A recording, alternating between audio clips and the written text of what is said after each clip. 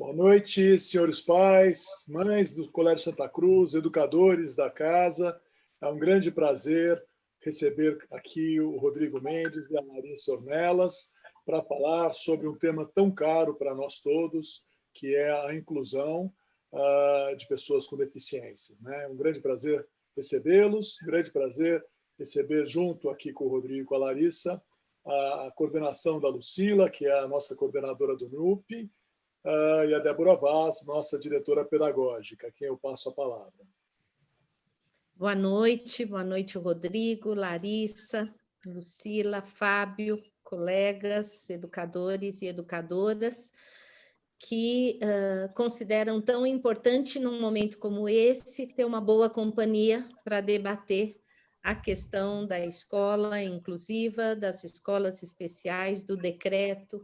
E no Santa Cruz a gente tem um valor muito caro, que é andar em boa companhia ou buscar essa presença de uma boa roda de diálogo e reflexão para pensarmos juntos, e é essa a intenção dessa noite, ampliar a possibilidade das perguntas, colocarmos alguns campos de certeza e, muito provavelmente, algumas dúvidas que permanecem para a gente continuar estudando esse tema na nossa escola, entre os educadores de várias escolas no nosso país, nas redes privada e pública também. Então, boa noite a todos, muito obrigada. Lucila vai nos conduzir nessa noite a apresentar o Rodrigo e a Larissa, apresentar um pouco mais, a gente já os conhece, mas a gente inicia assim a nossa noite. Uma boa noite. Boa noite a todos, bem-vindo ao nosso terceiro encontro do Núcleo de Práticas Inclusivas do Colégio. É um prazer estar aqui com nossos convidados de honra e queria contar um pouco qual foi a ideia do Núcleo ao propor esse encontro junto com o Fábio e com a Débora. A intenção sempre é que a gente alargue esse debate sobre educação inclusiva. E eu pedi, inclusive, para o Rodrigo que fale um pouco da diferença entre educação inclusiva e educação especial, para que a gente entenda, né, que no caso do colégio, assim como em todas as escolas inclusivas, a ideia da educação inclusiva é que a gente, de fato, aborde com os nossos alunos a diversidade, valorizando as diferenças, sejam elas relacionadas a questões raciais, étnicas, diferenças físicas, diferenças, né, de meninos com ou sem deficiência. Acho que a ideia da educação inclusiva é, de fato, uma educação para todos, e a ideia de trazer tanto a Larissa quanto o Rodrigo é para somar aí várias experiências interessantes. Na verdade, a gente teve há um mês atrás, dia 30 de setembro, o governo lançou aí um decreto, o número 10.502, que fala sobre uma mudança, também ele é intitulado como Novo Plano de Educação Especial. Esse plano ele tem aí repercussões, então acho que a ideia hoje é que a Larissa e o Rodrigo possam falar um pouco com a gente sobre que reflexões são essas, né? E pedir também para que eles falem um pouco quais são essas conquistas de 40 anos aí da educação inclusiva, para que a gente possa ter um pouco desse cenário, né? Então, eu vou passar a palavra para o Rodrigo, vou apresentar o Rodrigo e apresentar também a Larissa. O Rodrigo, ele já esteve com a gente no nosso segundo encontro, então a gente está recebendo ele pela segunda vez, é um prazer. O Rodrigo é mestre em Gestão da Diversidade Humana pela Fundação Getúlio Vargas, fundador e superintendente do Instituto Rodrigo Mendes, organização sem fins lucrativos, cuja missão é garantir que toda pessoa com deficiência tenha acesso à educação de qualidade na escola comum. É empreendedor social Ashoka e membro do Young Global Leaders, Fórum Econômico Mundial. É também consultor para a Unesco e para o governo de Angola. A Larissa Ornelas é graduada em Psicologia pela Universidade de São Paulo, mestre em Educação pela Faculdade de Educação da USP, psicóloga do Núcleo de Assessoria Técnica e Psicossocial do Ministério Público do Estado de São Paulo na área da educação. Então, a Larissa atua na interface da psicologia e educação, com avaliação de políticas públicas, programas e projetos para a garantia do direito à educação. Então, a gente vai iniciar essa conversa com o Rodrigo e depois a gente passa a palavra para a Larissa. A ideia é que as perguntas sejam referentes ao tema dessa noite, né, para a gente poder aproveitar a presença dos nossos convidados, e depois a gente vai ter mais ou menos meia hora para as perguntas e para a resposta dos nossos convidados. Então, eu passo a palavra, Rodrigo, muito obrigada pela presença. Obrigado, Lucila. Boa noite, Fábio, Débora, Larissa. Prazer estar com vocês, estar de volta para avançar na conversa que a gente começou no ano passado sobre a concepção inclusiva de ensino. Então, além de todo o impacto gerado pela pandemia, a gente tem acompanhado, né, esse outro impacto bastante relevante, que é o surgimento desse decreto. Então, como a Lucila falou, isso surgiu no mês passado, e essa nova política de educação especial considera a opção do encaminhamento de estudantes com deficiência para escolas ou classes especiais, né, que são caracterizadas pela segregação desses alunos. Além disso, a nova política prevê destinação de recurso público para manutenção de tais escolas. Então, esse decreto gerou uma imediata reação da sociedade civil, tanto organizações quanto especialistas, que se dedicam à educação inclusiva, e também educadores e familiares engajados com essa temática. Em suma, né, todos esses atores estão manifestando um repúdio ao documento, com base em vários argumentos, merecendo destaque o fato do decreto ser inconstitucional e desrespeitar tanto a legislação brasileira como marcos internacionais dos quais o Brasil é signatário. Então, antes de entrar em mais detalhes, né, sobre o decreto, acho que sempre é saudável o exercício da gente se colocar no lugar de mães e pais que têm filhos com deficiência e precisam tomar decisão sobre em que escola vão matricular, né, essas crianças e adolescentes. Para quem nunca estudou o assunto, é legítimo que se pergunte se o ideal da educação inclusiva é mesmo viável, né? Será que não seria melhor a criança ir para uma escola especializada, preparada para esse serviço? Será que a criança vai conseguir acompanhar seus colegas? Será que é mesmo possível alguém com deficiência intelectual, por exemplo, conquistar autonomia? Essas dúvidas e dilemas enfrentadas pelas famílias são, antes de mais nada, compreensíveis. Acho que todo o discurso de que a escola especial é mais preparada, que oferece um atendimento mais adequado, representa, né, de certa forma, um discurso sedutor. E para algumas pessoas faz com que a escolha pela escola inclusiva seja até contra-intuitiva. Então, é curioso que, nesse final de semana, uma amiga de infância, com quem eu não falava há 30 anos, me procurou para pedir conselhos sobre a educação da sua filha, que se chama Mariana. Acho que é uma ótima história para a gente começar aqui nossa conversa. A Mariana está com 8 anos, tem síndrome de Down. Durante 3 anos, ela frequentou uma instituição especializada, né, no atendimento de crianças com deficiência intelectual, e ela participava de uma turma com 6 outras crianças, todas com síndrome de Down. E essas crianças tinham ali um ambiente bastante homogêneo, e a minha amiga ficava extremamente angustiada, porque percebia, né, que o nível de estímulo recebido por essas crianças era extremamente baixo. Os profissionais que atendiam as crianças falavam abertamente para as mães se conformarem, por exemplo, com a ausência da fala na idade convencional, porque se tratavam de crianças sindrômicas e que os pais não deveriam alimentar grandes expectativas. Chegou um dia em que, numa festa de aniversário organizada pela instituição, uma pessoa da equipe percebeu que a Mariana estava comendo bolo com garfo e disse para minha amiga que ela nunca deveria deixar a filha fazer isso, porque representava um grande risco, né, dela se machucar. Minha amiga explicou que a Mariana dominava já o uso do garfo há meses, mas mesmo assim a orientação foi para que ela usasse somente colher.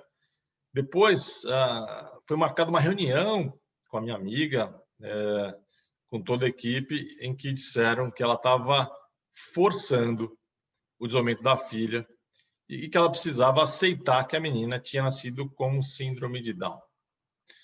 Bom, minha amiga decidiu tirar a filha dessa instituição, né? E aí, saltando um pouco no tempo, hoje a Mariana estuda no 2º ano de uma escola comum.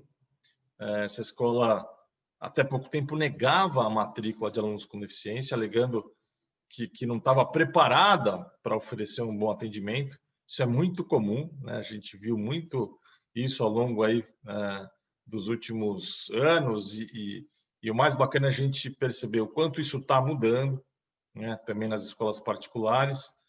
E aí, em virtude da legislação vigente, né, que considera a recusa de matrícula um crime, né, com consequente penalização dos gestores da escola, ela então, essa escola comum, decidiu rever seu projeto pedagógico e passou a adotar uma rotina de planejamento individualizado para os seus alunos.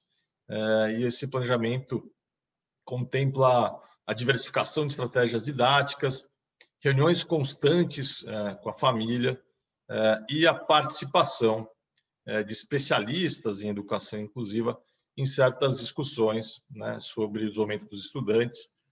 E segundo minha amiga, a Mariana tem demonstrado importantes avanços de aprendizagem e adora ir para essa nova escola.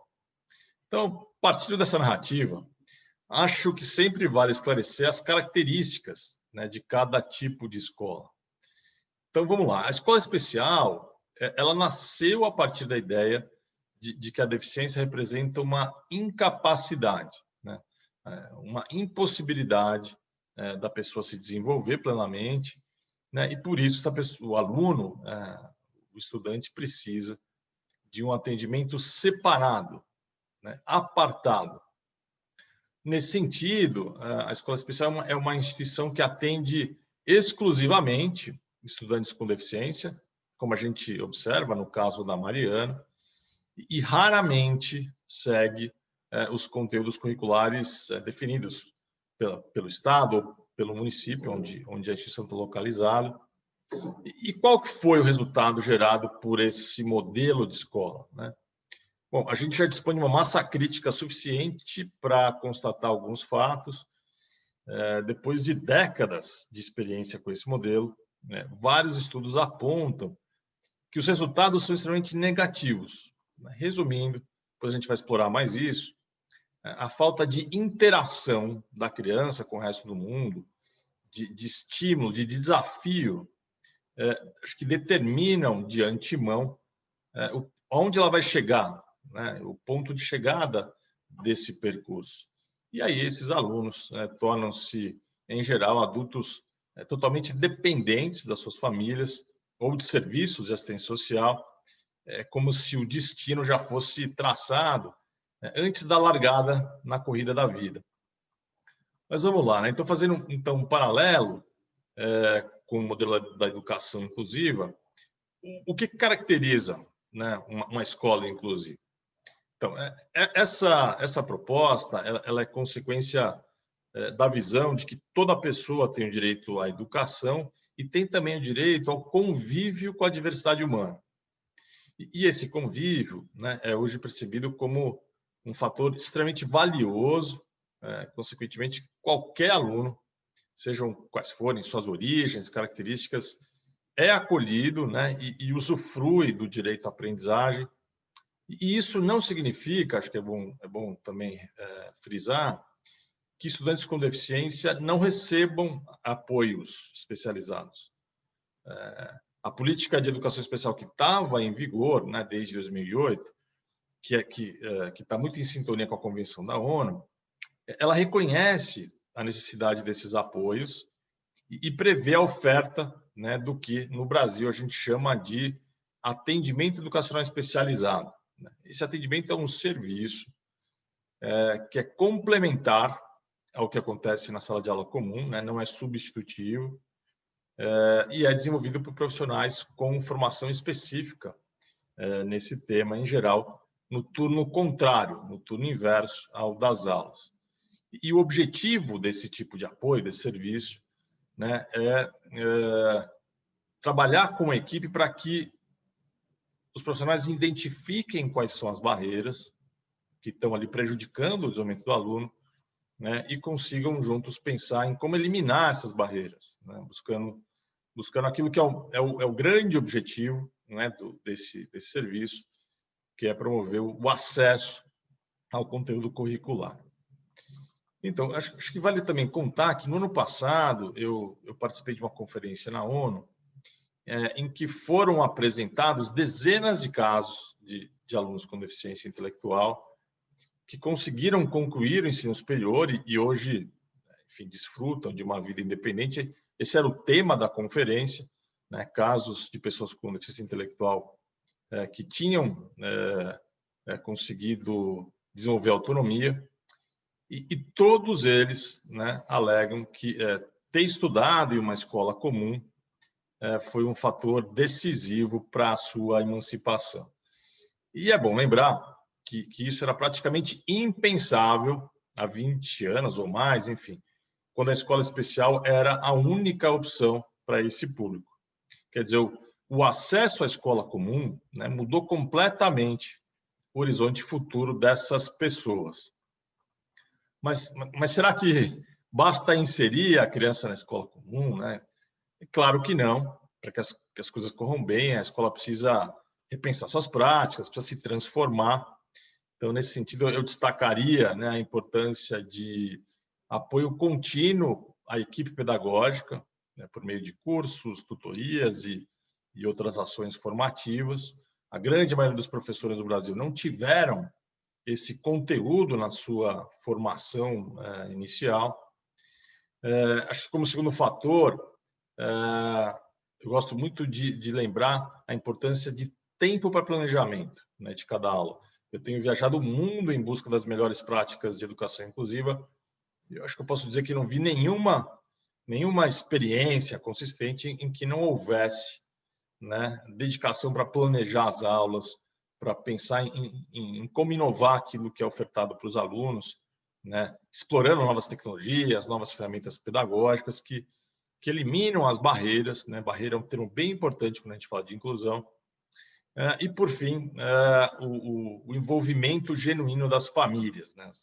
A escola ela precisa trabalhar com essa parceria contínua com pais e com familiares para entender o que se passa, qual é a história, qual é a trajetória de cada aluno.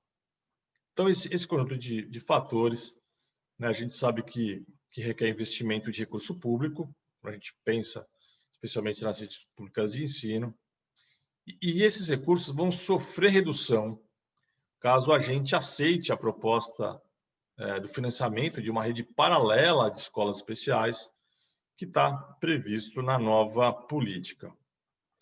Na ocasião daquela conferência na ONU, eu fui apresentar o caso do Samuel Adiron, talvez alguns conheçam, né? Samuel nasceu em São Paulo, uma família de classe média, né? Ele tem síndrome de Down, e o sonho do Samuel é ser professor. Seus pais, né, por terem consciência dos direitos do filho, fizeram questão de matricular ele numa escola comum do bairro em que moravam e perceberam, acho que isso, né, vou continuar frisando aqui, destacando, que eles precisavam não só cobrar mudanças da escola, né, mas a família precisava jogar junto, né, precisava apoiar as mudanças. A escola assumiu esse desafio, né, decidiu apostar na capacidade do Samuel e da equipe. Me lembro que quando eu conversei com o pai do Samuel, com o Fábio, sobre o início dessa história, ele me disse que na primeira conversa da família com a diretora da escola, a diretora disse que a gente nunca recebeu uma criança com deficiência intelectual, mas Samuel vai ser muito bem-vindo e a gente vai aprender juntos. Então já começa aí o papel da liderança, da gestão, colocando essa pauta e assumindo esse compromisso. E hoje o Samuel está com 21 anos, talvez 22, enfim, faz um tempo que eu não falo com ele, e está estudando pedagogia numa das duas faculdades em que ele passou no vestibular, e tudo indica que ele vai realizar o sonho de dar aula para crianças, esse é o sonho dele. Bom, concluindo, a gente está falando de um tema, né, de um processo de mudança que demanda tempo e envolve questões que não são triviais, né? A gente está longe de ter resolvido isso nas escolas em que já estão promovendo a educação inclusiva, mas a gente avançou bastante. E eu acho que é importante, né, se a gente acredita que vale a pena partir de evidências, né, partir da ciência, partir de uma observação empírica, o que a gente tem hoje, o que está disposto em termos de informação, aponta que esse é o caminho para que esses estudantes, né, tenham a chance de participar para valer da corrida da vida, de alcançar seu melhor, de conquistar a autonomia. Então, a consequência final é uma pedagogia mais eficiente para a escola toda. Também é bom sempre trazer esse outro aspecto, né? Ou seja, os outros alunos ganham muito com a oportunidade de conviver com as diferenças. Depois eu posso explorar um pouco mais isso. Mas antes de passar a palavra para a Larissa, né, vou fazer um rápido resumo do que tem sido feito para que o decreto seja revogado. O Instituto Rodrigo Mendes está bastante envolvido nessa ampla mobilização por parte da sociedade civil. Então, estão sendo considerados 2 caminhos para a revogação. Imagino que a Larissa vai falar melhor sobre isso, mas só para dar uma introdução.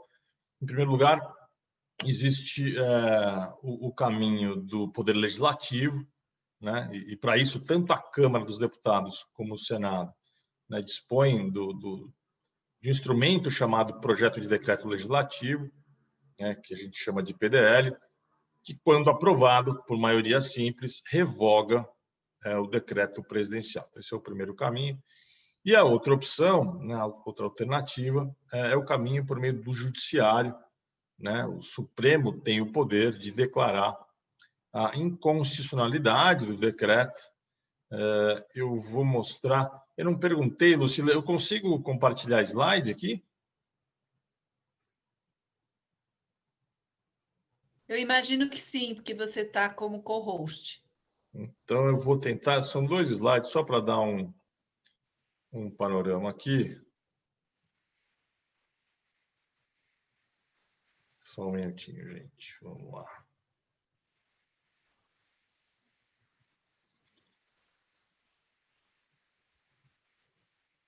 Vocês estão vendo aí? Está funcionando? Sim. Então, vamos lá. Né? O primeiro caminho, que é o legislativo, né? Na Câmara, para vocês terem uma ideia, já foram criados 12 PDLs, né? 12 projetos de decreto legislativo. Um deles, né, esse chamado de 433 aqui, o quinto da minha lista, encaminhou um requerimento de urgência para votação em caso de urgência, conseguiu, né, 294 assinaturas para que ele entrasse nesse regime de urgência. Esse requerimento foi aceito e, a partir dessa semana, né, pelas informações que a gente tem, esse PDL pode entrar em votação a qualquer momento, né, o que já seria aí uma primeira grande oportunidade para a gente conseguir a revogação. Indo para o lado do Senado, vamos lá. Existem também já, até onde eu acompanhei, talvez Larissa atualize isso, 2 PDLs, né? E aí, a primeira casa que aprova precisa depois encaminhar para outra casa. Se não houver nenhum ajuste de texto, né, o caminho é esse, com a maioria simples, o Legislativo tem esse poder de revogar o decreto. O outro caminho, que seria o Judiciário, né, a gente tem já uma ADI encaminhada, uma ação direta de inconstitucionalidade, já com um amicus curiae, e também uma ADPF, todas já encaminhadas e em tramitação, essa com 3 amicus curiae, e todos os casos aqui de amicus curiae estão defendendo a revogação, né, a derrubada desse decreto. Deixa eu sair, então, do PowerPoint. Bom, gente, eu termino aqui a minha introdução, né? Eu antes queria terminar expressando meu reconhecimento pelo genuíno esforço que o Santa Cruz vem fazendo na busca de avanços, né? Avanços concretos para a incorporação do modelo inclusivo de ensino. Eu tive o prazer de citar o caso Santa Cruz, né, como uma referência na minha coluna no UOL, no começo do ano, depois que eu fiquei encantado aí com o que estava sendo feito no período da pandemia. E a gente escreveu, né, em coautoria, eu com a equipe, com Lucila, enfim, com vários envolvidos, um pequeno estudo de caso que vai ser publicado num guia de boas práticas educacionais durante a pandemia, produzido por um professor da Escola de Educação de Harvard, que nos orienta há bastante tempo, e juntamente com a OCDE. Então, vocês internacionalmente já vão ser considerados uma boa prática. Então, estou dando meus parabéns. Fica aqui, de fato, esse reconhecimento para o Zuca, para a Lucila e para todos os profissionais, para a Débora aqui presente e todos envolvidos, né, nesse processo e que está gerando aí ótimos resultados. Obrigada, Rodrigo. Foi uma honra para a gente poder estar junto com você nesse artigo, para o colégio. A gente passa, então, a palavra para a Larissa. Larissa, a palavra é sua. Muito obrigada. Muito obrigada, Lucila. Quero começar agradecendo muito o convite de estar aqui. Agradeço a Fábio, a Débora, a Lucila. Essa oportunidade de debater, acho que é muito importante a gente ter esse debate dentro da escola, como está acontecendo hoje, né? Acho que é o campo desse debate, essencialmente. Então, agradeço muito por estar aqui, né? Conto para vocês que vou falar um pouco deste lugar de quem tem, né, uma formação na psicologia, mas sempre trabalhou na interface da psicologia com a educação e agora com o direito. É nessa mistura de campos de saberes, né, que me coloco hoje aqui para dialogar com vocês um pouco, né? Começo dizendo que acho que a gente vive um momento muito difícil na defesa, né, da garantia do direito à educação para todos e todas. Acho que todos aqui estamos aqui por isso, né, porque nos entendemos nesse momento difícil e entendemos que precisamos fazer algo neste sentido, né? Mas queria colocar aqui o decreto, que é hoje o alvo do nosso debate. Ele é um processo que sela uma construção que vem desde 2018. Já no início de 2018, a gente tinha indicativos da mudança na Política Nacional de Educação Especial na perspectiva inclusiva, né? A gente já tinha movimentos contrários à forma e às mudanças que representariam aí retrocessos nessa política. Já havia uma mobilização do campo nesse sentido, inclusive em maio de 2018 eu tive na Conferência Popular de Educação, na Conferência Nacional Popular de Educação que aconteceu em Belo Horizonte. Nessa conferência, um dos temas mais discutidos era uma possível mudança na política, inclusive sai dessa conferência uma nota de repúdio a isso e uma construção de um documento com diretrizes nesse sentido. Então, digo isso porque o decreto significa um processo, e um processo que vai trazer aí retrocessos numa construção histórica que a gente vem fazendo na garantia do direito das pessoas com deficiência. Acho que isso é um ponto importante para a gente marcar, né? Quando eu falo que representa um retrocesso, né, eu acho que a gente tem que entender que na história a gente tem modelos e formas de tratamento social à deficiência que vão variando na nossa construção de processo civilizatório mesmo, né? Então, a gente tem num primeiro momento a deficiência sendo tratada num modelo que a gente chama de desnecessidade, como um pecado, né, como uma questão divina, e neste modelo a gente tem aí a segregação total, né, a desumanização desses sujeitos. A gente passa por um momento de um modelo centrado na lógica médica, de diagnóstico desses corpos, de apontamento de não funcionalidades, né, de reabilitação, atendimentos de reabilitação a esses corpos para que eles pudessem retornar, para que eles pudessem estar na sociedade. Então, este é um modelo que a gente tem no que a gente chama de modelo biomédico da deficiência, né? Até a partir de uma luta intensa dos movimentos sociais, o movimento das pessoas com deficiência, uma nova forma de se pensar essa questão que a gente chama de modelo social da deficiência. É muito importante a gente entender que este é o momento histórico onde a gente estava, é essa construção que nos levou a esse entendimento, porque é essa construção que nos leva a organizar a nossa legislação, todo o campo do direito, para que a gente faça o atendimento a esses sujeitos. E no que se centra o modelo social da deficiência?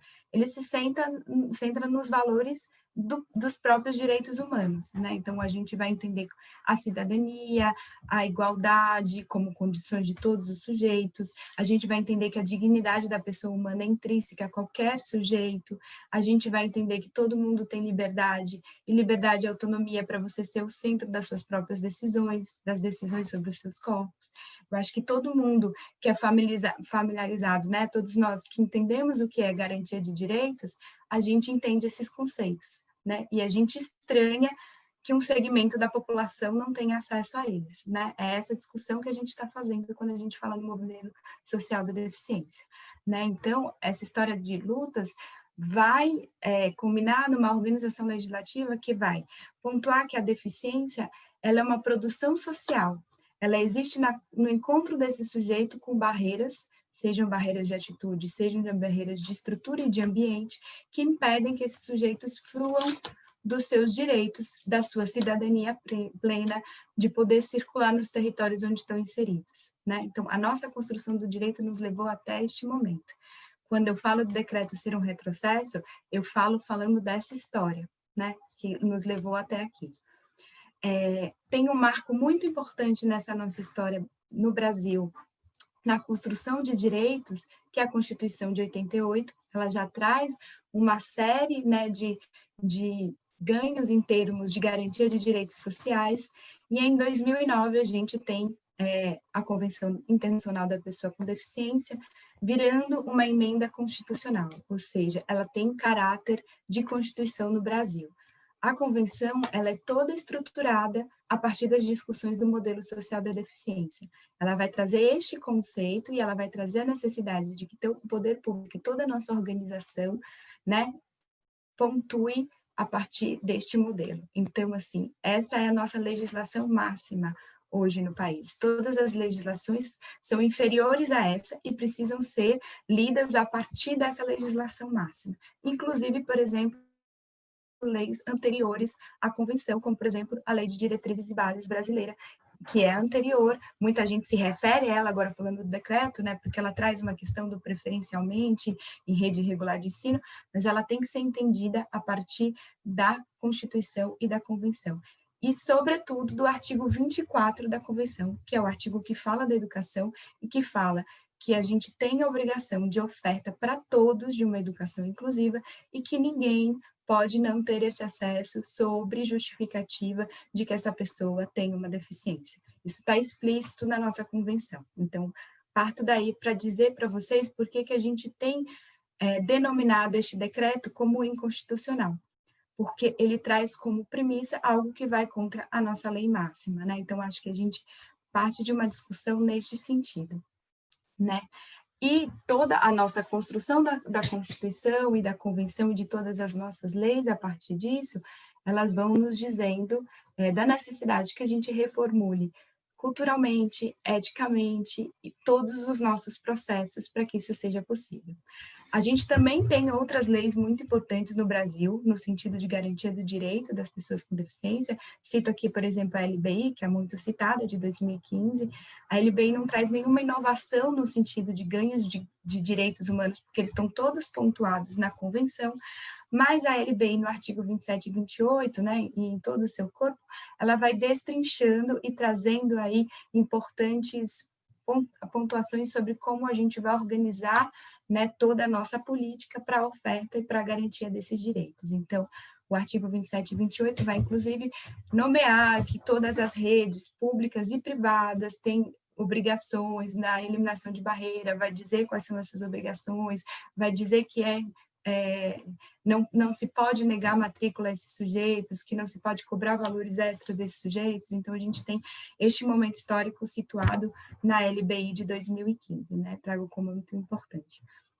E toda essa discussão da inconstitucionalidade do decreto tem sido feita, inclusive, aqui falando um pouco de quem está dentro, né, do Ministério Público, dentro do próprio Ministério Público. Então, no dia 9 de outubro, todos os ministérios públicos estaduais, né, acho que quase todos, lançaram aí uma campanha pela revogação do decreto. Essa discussão tem sido feita na Comissão Permanente de Educação, que agrega todos esses ministérios públicos, e na sexta-feira agora a gente teve uma reclamação encaminhada do Ministério Público para o Supremo Tribunal Federal, no sentido de que este decreto é inconstitucional, e a gente já teve ações julgadas no STF sobre essa matéria, apontando que segregação é inconstitucional na nossa legislação, né? O que diz, né, especificamente o que eles chamam de Política Nacional de Educação Especial equitativa, inclusiva e com aprendizado ao longo da vida, né? Esse é o nome da nossa nova política, né? Ele afirma que são possíveis processos de avaliação feitos por uma equipe multidisciplinar dos sujeitos, para que esta equipe indique que esses alunos eles não vão se beneficiar por uma escolarização dentro de escolas regulares ou comuns. Então, aqui já, quando a gente nomeia que essas equipes vão ser equipes multidisciplinares, a gente já tem um primeiro ponto de atenção, que é: conto para vocês que a gente teve uma mudança importante e histórica do modelo médico da deficiência para o modelo social. De novo, a gente vai ter profissionais que não são do campo da educação discutindo como devem acontecer os processos de escolarização do sujeito. É importante a gente dizer que o saber da educação é um saber da escola, né? E a gente tem, de novo, invasão de outros campos de saber sobre a escola, dizendo como é que elas devem organizar os processos pedagógicos, né? Então, a gente já tem este primeiro ponto de atenção. E o segundo a gente cria um mecanismo de encaminhamento desses sujeitos para essas escolas segregadas, para essas escolas e esses espaços de educação exclusivas. Se nomeia que os pais poderão fazer essa escolha, mas a gente precisa entender que contexto que a gente está. A gente tem uma equipe de profissionais dizendo: ele não vai se beneficiar de ficar aqui, e aprendizado se dá na relação com sujeitos que ensinam. O que significa isso para a família, o que significa o que é realmente escolha nesse processo, né? Então, acho que isso é uma primeira coisa para a gente pensar. E o segundo, acho que o Rodrigo já aborda um pouco isso, a gente vai ter um desinvestimento da política de educação inclusiva quando a gente permite o financiamento de uma rede paralela, né? Então, a gente vai ter menos formação, a gente vai ter menos adaptação de espaços, a gente vai ter menos acesso a recursos, porque o nosso orçamento também vai estar investido numa rede paralela, né, que também vai dividir com a gente esse orçamento. Uma coisa que eu chamo a atenção é todo o decreto, ele está desenhado, e a própria política, né, a própria política é um documento de 123 páginas que o MEC lança logo depois, trazendo os parâmetros para a organização dessa política na prática e trazendo todos os conceitos teóricos. Eles vão referir o termo educação regular, né, escola regular e escola comum, pouquíssimas vezes no documento. Quase totalidade das vezes que você vê essa nomeação, você vai ver ela seguida por não é a única opção, pode não ser a melhor opção. Então, assim, a gente tem um direcionamento da política no sentido de como é que vai ser a nossa organização de oferta educacional a partir de agora, né? Então, acho que isso é uma coisa muito importante da gente discutir. E eu tenho escutado também muito nas discussões que a gente faz a esse respeito, uma coisa de, bom, o decreto vem porque a nossa política de educação especial na perspectiva inclusiva, que é a nossa política de 2008, que é a nossa política anterior, ela tem muitas falhas, a inclusão não pode acontecer, então é por isso que a gente vai precisar desses espaços, porque a educação inclusiva não deu certo. É muito importante a gente contextualizar que essa discussão ela é uma discussão de 30 anos atrás, né? Eu estou trazendo todo um processo de marco civilizatório ocidental falando das mudanças de concepção da deficiência na nossa história. Essa discussão da necessidade da gente pensar uma educação inclusiva, ela começa há 30 anos atrás, 40, 30 anos atrás. A nossa Política Nacional de Educação Inclusiva é de 2008, ela tem 12 anos. Faz 12 anos que a gente tem um escopo de política de como a gente vai estruturar a oferta de uma educação inclusiva. 12 anos é muito pouco para a gente dizer que alguma coisa não deu certo.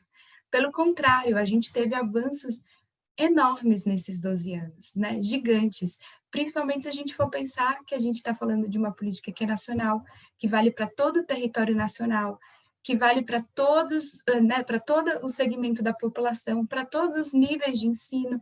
Isso é um desafio gigantesco. A gente tem um Brasil completamente diverso, né? A gente tem discussões e momentos muito diversos, a gente tem possibilidade de discutir a diversidade da escola em territórios brasileiros muito diversos, a gente tem investimentos públicos também muito diversos, né, no nosso território nacional.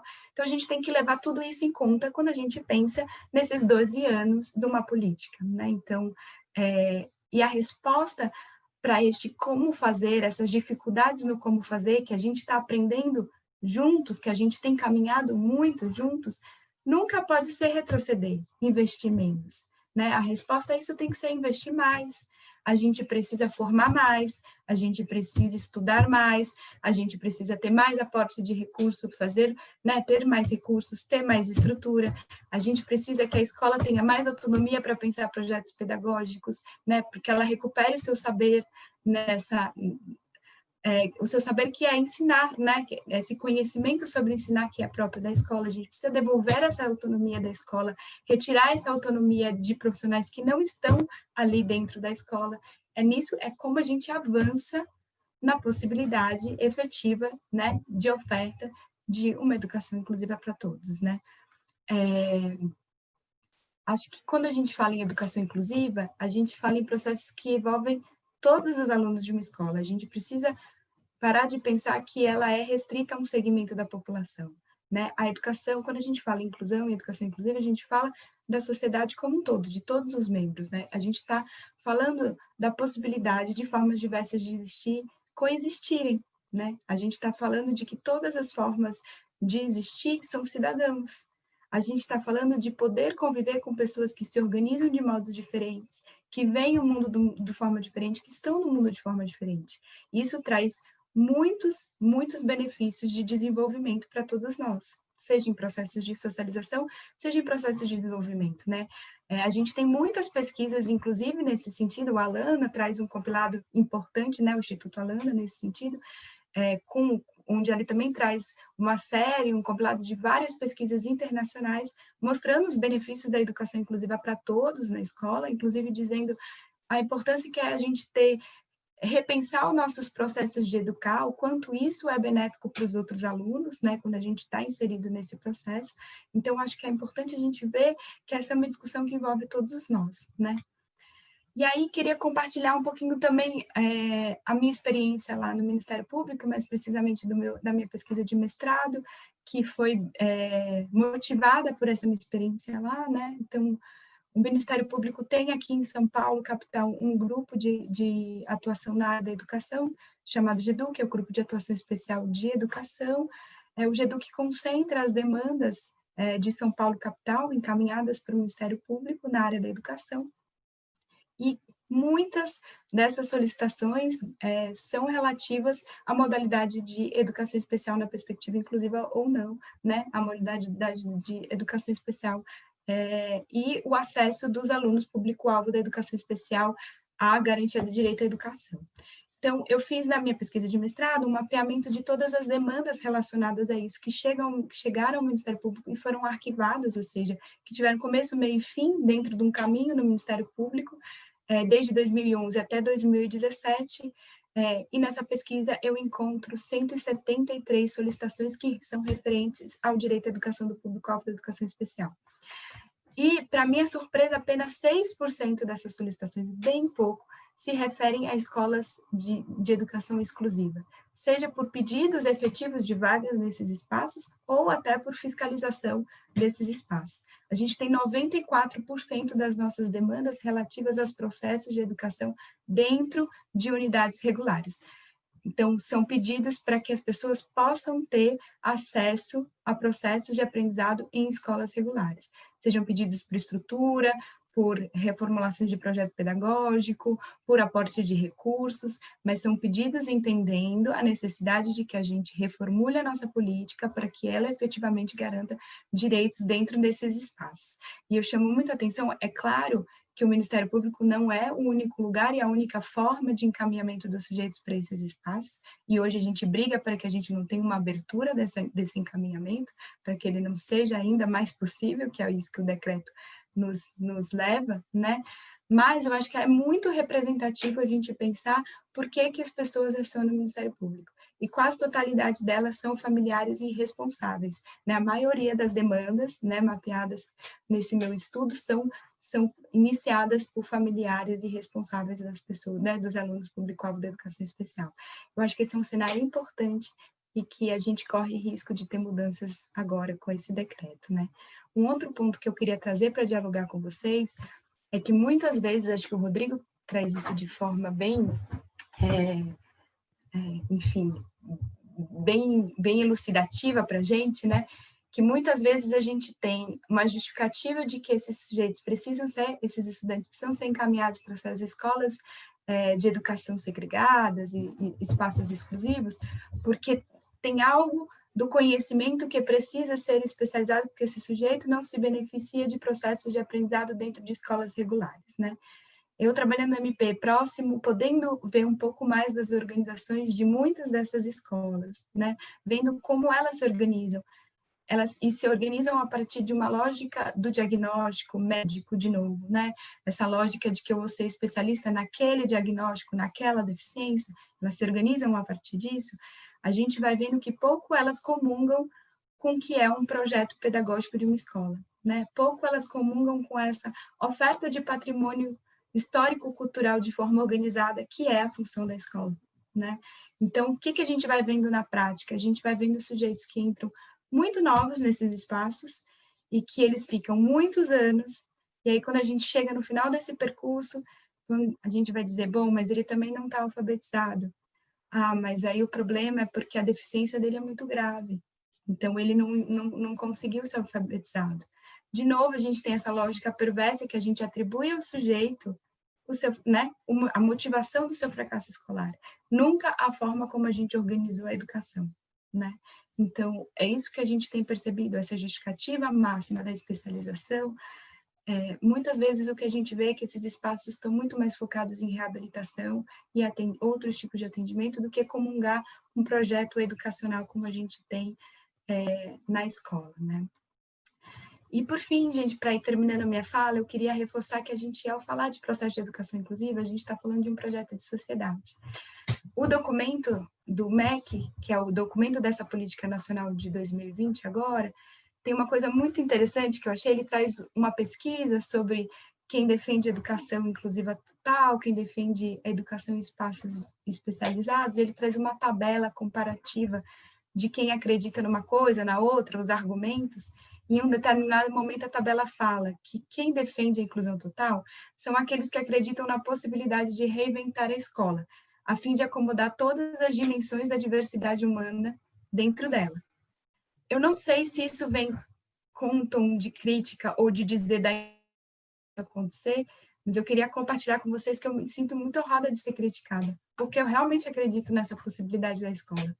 Né? Eu, a partir de toda a minha história, né, e seja dentro da escola, que eu já trabalhei alguns anos dentro de escola, seja no MP, seja na pesquisa, eu entendo que a escola é a instituição que nos insere no mundo público, é quem promove esse encontro entre os pares, entre crianças e adultos, e a beleza do encontro está nele ser diverso, tá? Da gente não poder antecipar aquilo que a gente vai encontrar, né? O que o outro vai nos provocar é muito diferente do que eu tinha no meu privado, né, no que eu tinha protegido. E é nesse encontro que as crianças são enlaçadas, é nesse encontro que elas tornam-se responsáveis pela sociedade onde elas vivem. Então, eu acho que a matéria-prima da escola é essa. E homogeneizar é retirar da escola a sua matéria-prima, né?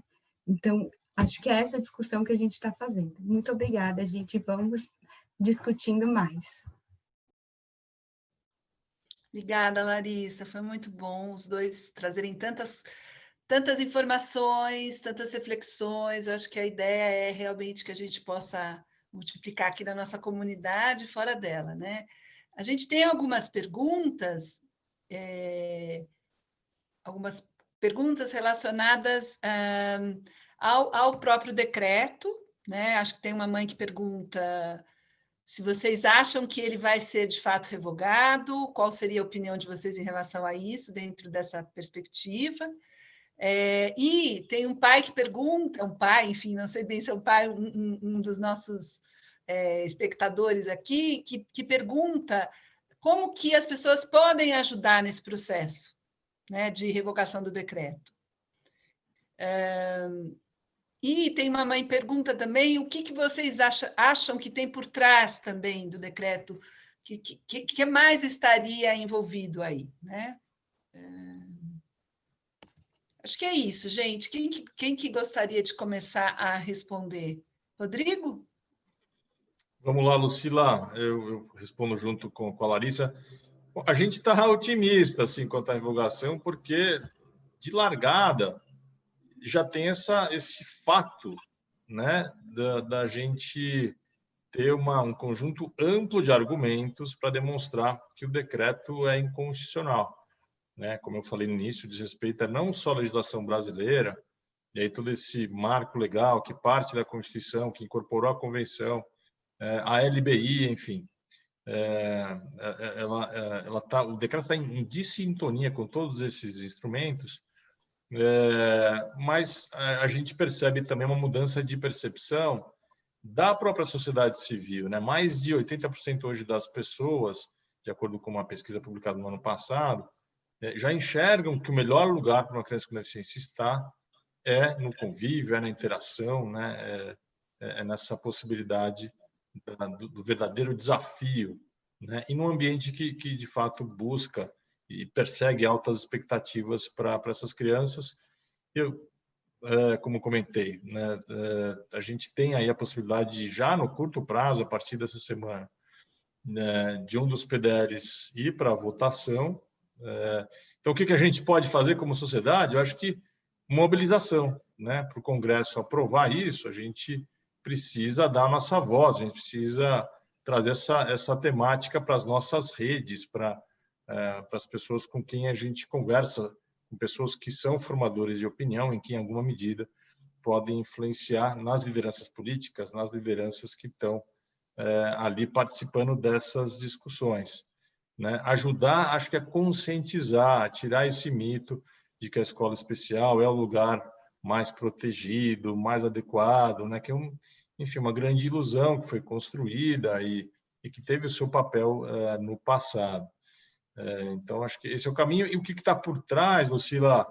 Bom, a gente sabe, isso já é uma luta antiga, desde que entrou em vigor a política de 2008, que existem enormes interesses políticos, financeiros e de poder por trás, né, da busca pela manutenção desse sistema paralelo de escolas, né? O volume de recurso que era destinado para financiar instituições como a Paz, só fazendo um parênteses que a Paz é um universo com diferentes tipos de abordagens. Tem a Paz que se transformaram, que fazem um atendimento complementar, mas, enfim, o volume de recurso para o financiamento é gigantesco, ou seja, a gente está falando de, né, disputa por recurso público, disputa por poder de influência, disputa, inclusive, no Congresso. Né? Existe a bancada da escola especial, a bancada desse modelo de segregação, porque muito recurso foi perdido no sentido de canalizar para a escola comum. E esse é o caminho, a gente não tem outra forma. Né? O recurso para a educação já é limitado. Se a gente não priorizar a transformação da escola, que vem se esforçando, nitidamente vem se esforçando no Brasil inteiro, né? A gente, enfim, vai morrer na praia, no sentido de a gente não vai conseguir, de fato, chegar naquilo que a gente almeja como qualidade de ensino também para esse público. Acho que um dado importante, complementando aí o que Larissa trouxe, em termos de conquistas, né? A gente, nos últimos anos, chegou a uma estatística muito emblemática hoje, né, do total de estudantes com deficiência que estão matriculados na educação básica, 90% já estão frequentando escolas inclusivas, né, já não estão mais no modelo da segregação. Como eu falei, né, eu olho bastante para outros países, que isso é um desafio não só do Brasil, mas do mundo. E isso que a gente conquistou é raro encontrar. Eu encontrei em Portugal e só. Não encontrei mais nenhum país. Olha que, enfim, estou sempre atrás, estou sempre participando de conferências. Então, a gente tem essa transformação acontecendo, né? E a gente só consegue dar continuidade e fazer com que haja qualidade se houver recurso público destinado, né, para a formação de educadores, para a promoção de acessibilidade, assim por diante. Então, a gente está no meio de um processo, né? Nesse sentido que eu acho que o decreto ele é um enorme estrago na história desse tema, porque faz a gente regredir aí pelo menos 30 anos. E aí sim, novamente, a escola comum vai ter o argumento de que, olha, talvez seja melhor vocês matricularem a criança numa escola preparada. Vai, de novo, induzir todo esse discurso, tanto por parte das escolas, como por parte dos pais, que caem nessa falsa suposição de que o filho vai ser mais bem atendido, né, nesse ambiente protegido e assim por diante. Queria só complementar o que eu citei sobre o benefício para os outros alunos, acho que a Larissa também falou sobre isso. Fazendo uma síntese, eu acho, assim, dos impactos da educação inclusiva, a gente tem aí duas camadas muito importantes, né? Em primeiro lugar, a gente promove a igualdade no sentido de acesso à educação, mas a gente também contribui, né, e eu posso afirmar isso, para a qualidade da educação. E por que eu acho? Por que eu defendo essa ideia de que a gente melhora a qualidade, né? Esse modelo inclusivo, né, além de ser a porta de entrada para quem estava fora do sistema, né, é hoje percebido como uma enorme oportunidade para a gente melhorar o tipo de educação que a gente oferece, né, nas escolas. E esse argumento é sustentado por várias evidências. Em primeiro lugar, a presença do estudante com deficiência na sala de aula resulta num desconforto construtivo, né? Ou seja, força as equipes pedagógicas a se reciclarem, a investirem mais tempo em planejamento, como eu falei, a experimentarem novas tecnologias, ou seja, gera uma pedagogia que acho que é mais condizente com a complexidade do mundo contemporâneo. E, em segundo lugar, a escola, inclusive, oferece aos alunos a oportunidade de conviver, né, desde a infância, desde os primeiros anos na escola, com um reflexo real do que é a sociedade, né, que é a heterogeneidade, que é o que a gente tem como um dado da nossa existência, que são as diferenças. E por que isso é importante? Eu gosto sempre de citar um professor lá da Escola de Educação de Harvard, chamado Fernando Hemmers, tem sido um grande mentor para mim, né? Segundo ele, uma das habilidades mais almejadas atualmente no mundo das organizações, quando a gente olha para o mundo do trabalho, é a capacidade de uma pessoa se relacionar com quem é diferente, né? De mediar conflitos, de buscar cooperação, né? Isso é tão valorizado hoje em dia quanto a capacidade de calcular, estimar, planejar, enfim.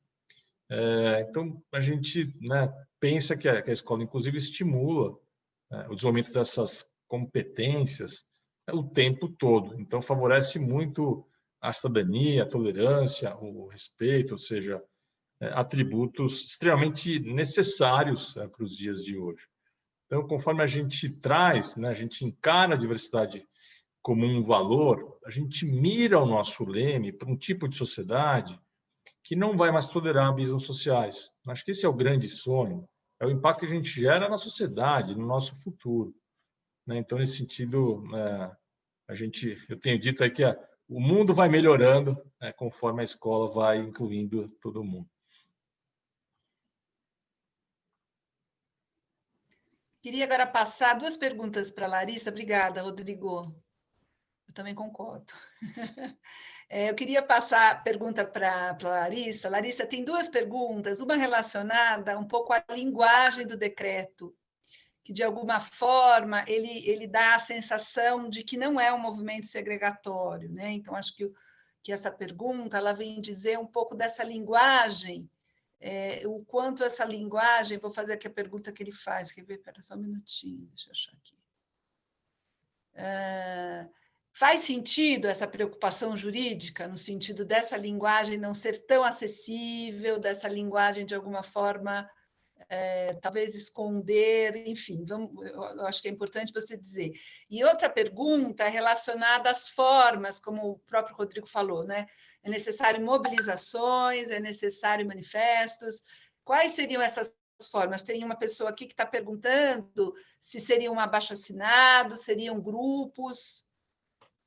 Você poderia responder, Larissa, por favor? Sim, eu acho que a primeira pergunta é muito interessante, é interessantíssimo, porque, sim, a gente vai vendo uma escolha de linguagem do decreto que não é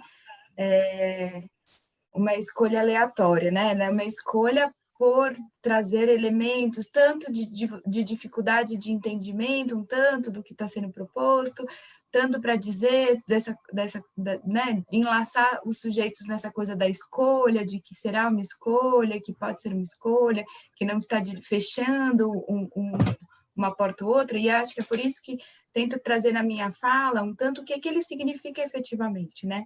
Ele significa efetivamente abrir um campo de encaminhamento para essas instituições, e uma coisa que a gente não... a gente estava lutando há muitos anos e conquistando, que era um não financiamento dessas instituições, né?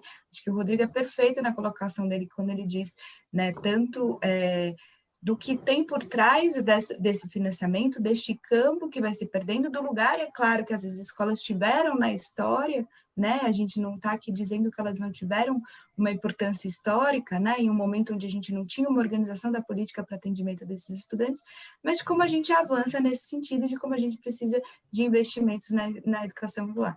Em termos jurídicos, eu não sou uma pessoa do direito, mas eu entendo que é muito claro no texto a inconstitucionalidade dele, né? Então, quando a gente abre campo para que exista uma rede paralela, sendo que a gente tem uma Constituição que diz que não pode haver, a gente tem, sim, claramente, na minha opinião, uma constitucionalidade do decreto, né?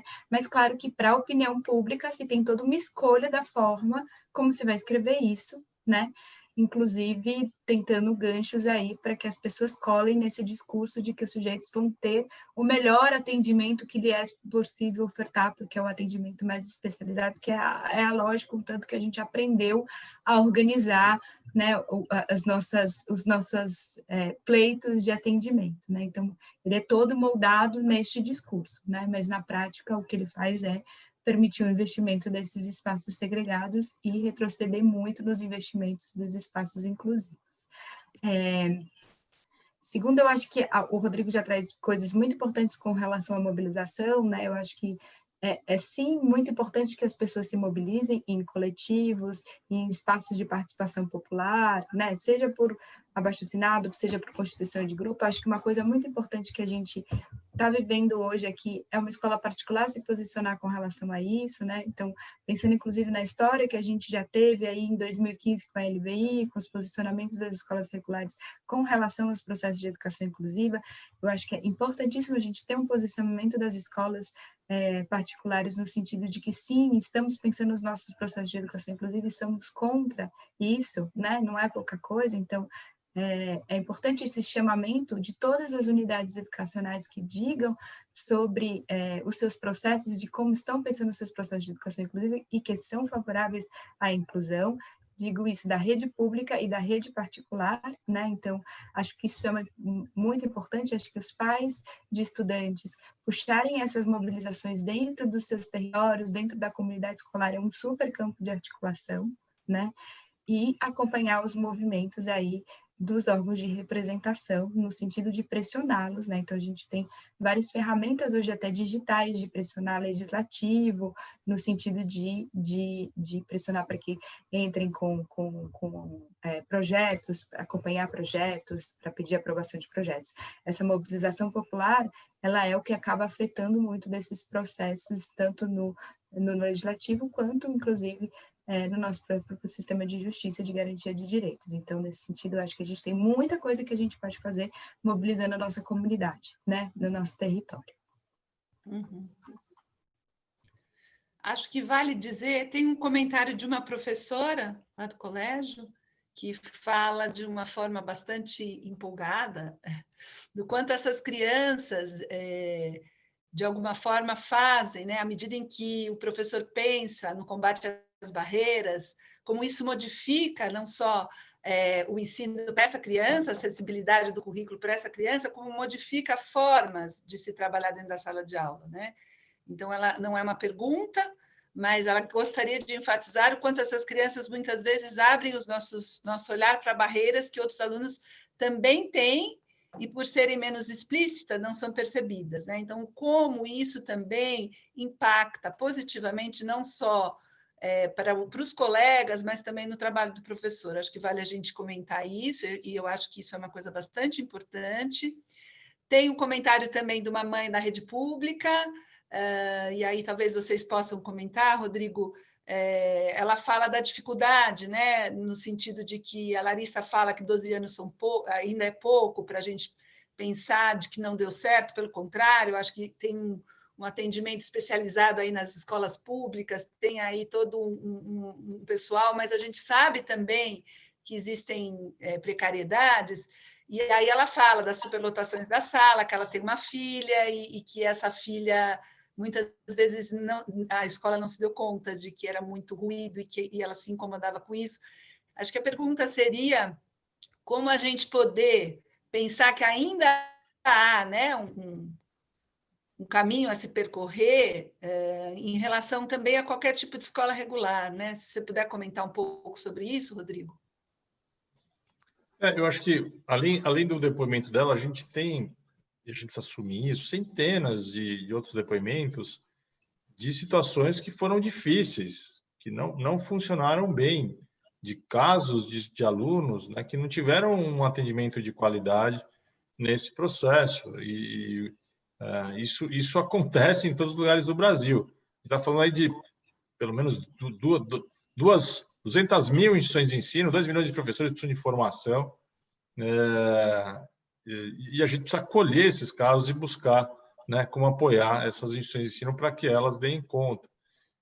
A questão da discussão do decreto é que isso não pode ser desculpa, o fato de ter havido essas situações de um atendimento inadequado, né, não pode ser argumento para a gente decidir que, então, vamos voltar no tempo, quem sabe, dessa vez a escola especial, a segregação vai dar certo. Essa é a grande ilusão que está por trás, né, da concepção do decreto. Então, a gente precisa ampliar o que existe de investimento.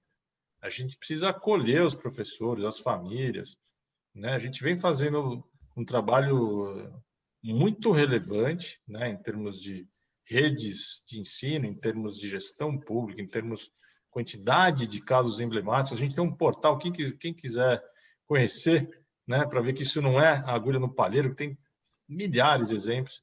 A gente tem um portal chamado Diversa, o endereço é diversa.org.br. Lá vocês vão encontrar boas práticas do Brasil inteiro, né, casos extremamente inspiradores, né, de escolas que, não necessariamente as escolas que têm mais recursos, isso é interessante, não tem correlação, a gente percebe entre qualidade da educação inclusiva com o volume de recursos. O recurso é importante, mas tem escolas, enfim, com carência enorme de recursos que conseguem, por meio do trabalho colaborativo, por meio da liderança da gestão, mobilização da comunidade, né, desenvolver projetos incríveis, né? Então, a gente não pode perder de vista, né, o horizonte futuro, onde a gente quer chegar como sociedade. Uhum.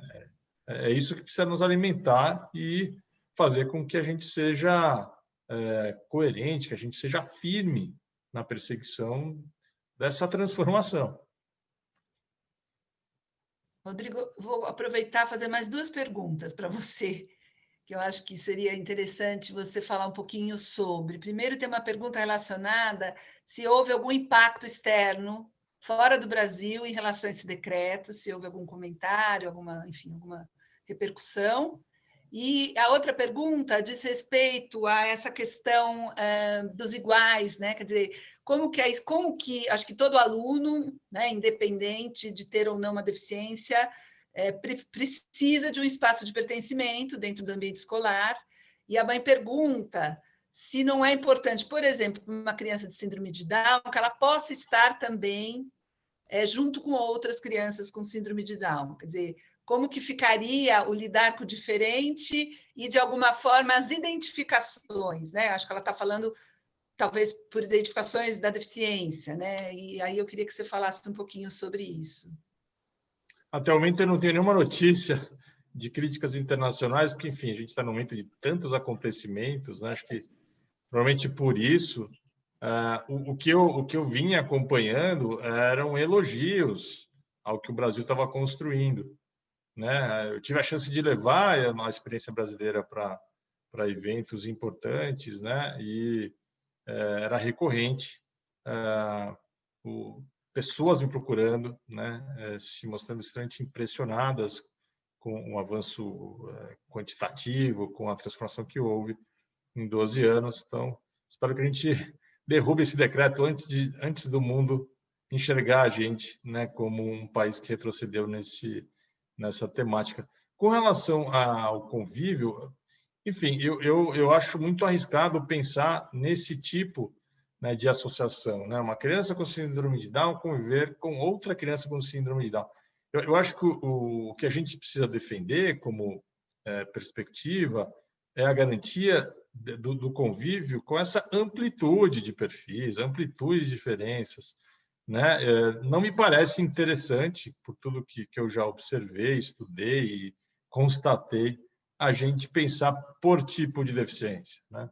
É lógico, né? Existem experiências de ordem até de busca de redução de acessibilidade que são interessantes, né, serem trocadas, por exemplo, por duas pessoas cegas, né? Isso é interessante que aconteça, mas não como uma diretriz de ter momentos em que a criança com síndrome de Down vai conviver com uma outra pessoa com a mesma especificidade. Acho que esse é um caminho que ele parte de uma visão equivocada, onde você classifica, né, por tipo de deficiência, demandas que não necessariamente são verdadeiras, né? Aquilo que funcionou para o Samuel, na historinha que eu contei, não necessariamente vai funcionar para outro aluno com síndrome de Down. Aquilo que a escola desenvolveu e que permitiu que o Samuel chegasse no ensino superior, né, pode ser que seja completamente inadequado para outro colega com um caso semelhante, né? A gente tem diferentes formas de aprender e, para isso, a gente precisa, né, desenvolver, implementar diferentes formas de ensinar, para que a gente não deixe ninguém para trás.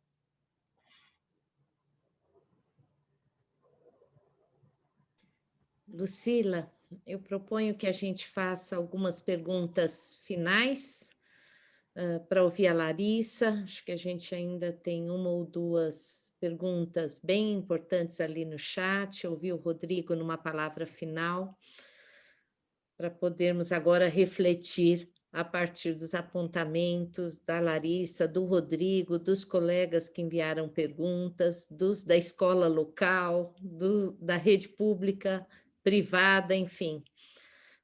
Minha proposta é que você selecione aí algumas perguntas finais e a gente ouça o Rodrigo numa palavra final também, depois da Larissa. Sim. Tem uma pergunta viu, Larissa, que diz respeito também à equipe gestora. Se não seria importante que a gente tivesse dentro do coordenadores, professores, né, não só gestoras, mas também funcionários com deficiência. Acho que essa pergunta ela é bastante importante. E também em relação às famílias, né? Como que poderia ser possível a gente poder fazer com que essas famílias, de alguma forma, fiquem mais conscientes desses processos, uma vez que ainda há muita desinformação, né? Pensando, ela fala assim, como fazer essa melhoria para todo o Brasil, vendo que somos multiculturais, né? Quer dizer, a gente pensar que a gente tem vários Brasis, né? Como que a gente poderia pensar em iniciativas que pudessem ajudar nesse sentido. Obrigada.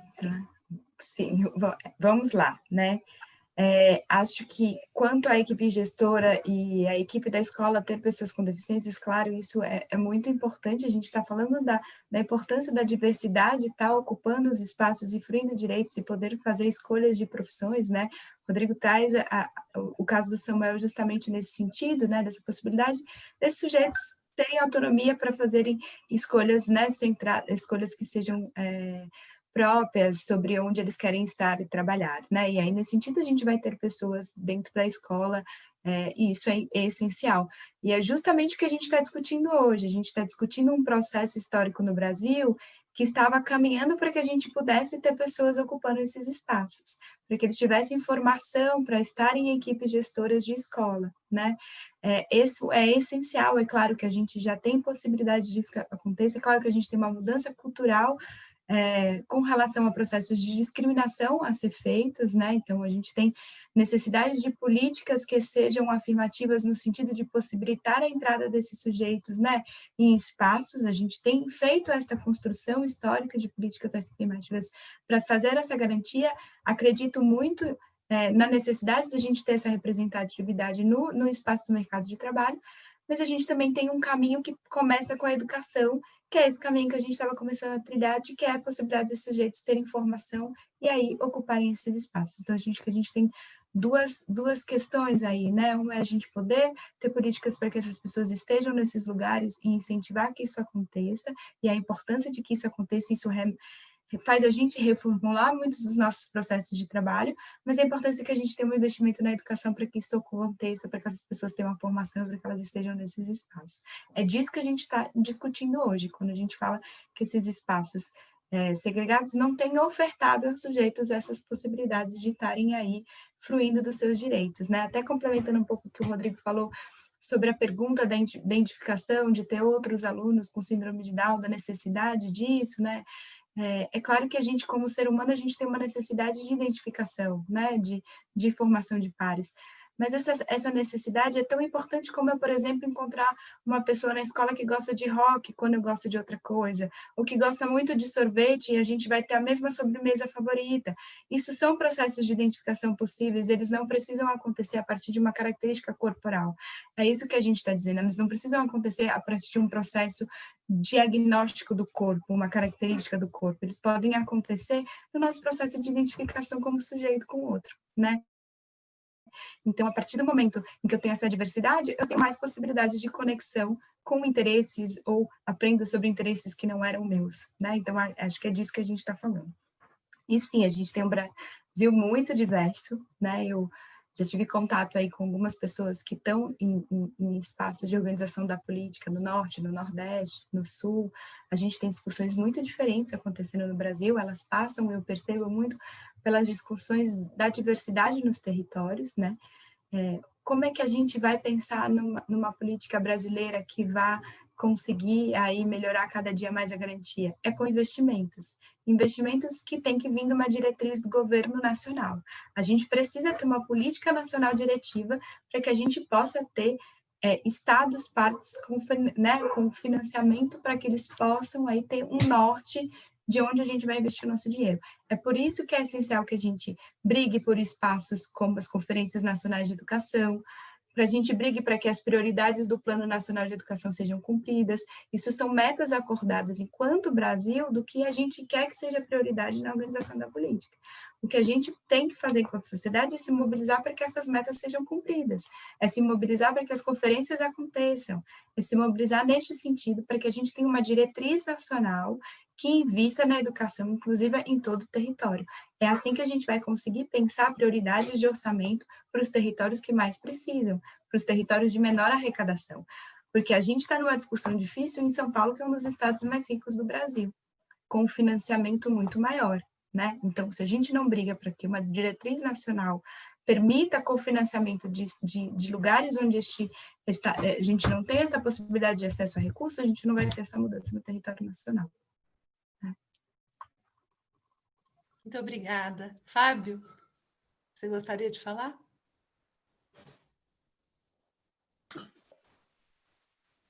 Fico encantado com um debate dessa qualidade. Queria mais uma vez agradecer ao Rodrigo, à Larissa e a você, Lucila, que organiza esse debate tão bom, a Débora, que sempre traz pessoas boas para debater com a gente. Mas queria contar que, olhando os participantes, eu vi muitos educadores da casa, mas vi também muitos pais e mães preocupados, mostrando apoio à escola. Nós precisamos desse apoio. Tivemos também presença de diretores de outras escolas.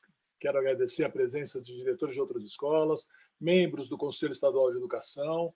Acho que estávamos com uma plateia bastante entusiasmada com esse tema e fico sempre encantado de ouvir o Rodrigo. Estou ouvindo o Rodrigo pela terceira vez e de conhecer a Larissa, que para mim foi um grande prazer também. Certamente estarão conosco outras vezes, com novos desafios, né? Vejo que o Santa Cruz está se esforçando nessa caminhada, que não é simples, né? A gente percebe que há desafios bem grandes, mas estamos com as mangas arregaçadas para encarar esse desafio, com muita determinação. Débora, queria falar uma palavra? Eu, enquanto li as perguntas e ouvia o Rodrigo, a Larissa, a Lucila, de alguma forma organizando esse alinhavo das questões dos pais, me deu vontade de terminar dizendo que a gente reconhece que há lutas por políticas públicas, há lutas que acontecem nas redes privadas e públicas, e há lutas locais para a gente poder ficar no lugar certo do trabalho. E é esse o nosso lugar hoje. Há muito ainda a ser feito em nossa escola, e é essa força da produção conjunta com educadores, pais, que tem feito com que a gente diga, é esse o lugar da luta que a gente quer, né? O de continuar enfrentando a complexidade de um projeto que se deseja cada vez mais diverso e inclusivo. E, nesse sentido, o Núcleo de Práticas Inclusivas e todos os educadores e professores que anualmente têm aprendido, defendem que a gente quer continuar aprendendo, a gente quer continuar nessa perspectiva de um trabalho que nos faça cada vez mais uma escola inserida numa sociedade e com todo o histórico que o Santa tem de fazer tudo bem feito, de reconhecer na sua perspectiva humanista um trabalho que se coloca ao lado de uma relação mais crítica com a sociedade humana, cidadã, com a formação humana e cidadã da comunidade. Eu acho muito difícil e muito bonito o que aconteceu aqui hoje à noite, como parte de um encontro para a gente poder pensar. Então, queria agradecer ao Rodrigo, que tem nos ajudado nisso, a Larissa, que traz uma fala de um lugar que se aproxima pouco da escola. Quando eu te ouvia, eu pensava isso. Tem um inusitado aqui de saber de uma pesquisadora, psicóloga, que está no Ministério Público e que pode ajudar a escola a pensar sobre isso. Então, um privilégio, muito obrigada ao Fábio, que nos ajuda a continuar junto com a comunidade do Colégio Santa Cruz a produzir esses fóruns de reflexão sobre o desafio de defender a escola nos dias de hoje. Muito obrigada, Lucila, e aos convidados. Também queria agradecer e dizer que o nosso trabalho, acho que muitos pais não conhecem, né? Tem até uma observação de uma mãe aqui dizendo como a escola... Acho que a ideia desses encontros é justamente para a gente poder falar desse micro e desse macro, né, Débora? E acho que hoje, lindamente, o Rodrigo e a Larissa trouxeram para a gente uma abordagem bem mais ampla e também queria muito agradecer aos nossos convidados. Muito obrigada. O Rodrigo. Bom, gente, eu queria dar os parabéns ao Santa Cruz mais uma vez. Eu já tinha ficado muito bem impressionado no ano passado, quando eu estive presencialmente aí. Inclusive, vou contar que essa minha amiga, né, que eu trouxe a história da Mariana no começo aqui da nossa conversa, ela comentou que essa escola, onde a Mariana está estudando e está super feliz, está cogitando né? Tá? Os pais estão se mobilizando, pedindo para a escola considerar a criação de um núcleo de práticas inclusivas, ou seja, eles estão se inspirando no Santa Cruz. Vocês estão virando benchmark para o setor, viu, Lucila? Parabéns, Fábio, parabéns, Débora. Não, é de fato, né? Isso é fruto de um resultado, de um trabalho de consistência, de um resultado já divulgado internacionalmente, inclusive. Como mensagem final, acho que talvez lembrar que a gente levou um tempão para mudar a visão de que uma criança que nasce com uma deficiência tem um futuro condenado, né? E agora a gente precisa avançar, precisa investir nessa escola comum, na escola que promove a diversidade. E é bom lembrar que, por trás dessa discussão, a gente cai de novo, né, no desafio da gente promover diálogos, da gente lidar com a polarização política que surgiu, que tomou conta do país, e a gente não pode permitir que isso seja justificativa, né, para a gente tirar dessas pessoas a chance de alcançar o seu melhor como seres humanos, e isso acontece por meio da educação, por meio do convívio, por meio da inclusão. Então, mais uma vez, agradeço, prazer estar com vocês, e a gente segue juntos para que a gente comemore novas conquistas ao longo dos anos. Bom, eu também queria agradecer muito a oportunidade de estar aqui, a oportunidade de conversar, né? Agradecer muito o Santa Cruz por essa oportunidade de debate. Acho que é riquíssimo que a gente possa ter esse espaço aqui, é muito representativo da necessidade da educação se inserir nesse debate com força. Acho que o Santa Cruz faz um movimento que é emblemático nesse sentido, então meus parabéns a vocês. Agradecer muito a Lucila, com quem eu já tive a oportunidade de trocas e aprendizados aí, né, sobre a garantia do direito para todos e todas. A gente já trocou muito nesse sentido, parabenizo muito pela prática do núcleo. Eu sei o quanto tem sido uma construção cheia de desafios, mas muito rica, né? A gente já trocou um tanto sobre isso aí nesse percurso, né? E que continuemos trocando, que eu acho que é assim que a gente vai aprendendo cada dia mais, né? E para terminar, queria dizer também, acho que essa é uma construção histórica, essa é uma luta importante, acho que é importante a gente entender a força da mobilização nesse momento, né, do que a gente tem de conquista histórica e de que projeto de sociedade que a gente está brigando aqui, né, que é um projeto onde as pessoas possam coexistir, fruir de seus direitos, a gente possa ter acesso à diversidade de formas de existência, né, é isso que a gente está construindo aqui nesse caminho. Então, muito obrigada, e nos encontramos em outros debates e outras mobilizações, né, nesse sentido. A gente deve fazer uma nota sobre esse evento no nosso site, né, Fábio? E aí tem algumas mães perguntando sobre o contato do Rodrigo, sobre o contato da Larissa, e aí a gente vai ampliando e vai multiplicando essa rede, né, da educação inclusiva. Né? Então, vamos fazer uma nota assim como a síntese do debate, tá? Acho que é bem bacana. Vamos pedir para a nossa equipe de comunicação. Mais uma vez, muito obrigado, boa noite a todos, grande abraço. Obrigada. Obrigada, Larissa, Rodrigo, Lucila, Fábio, muito obrigada a todos.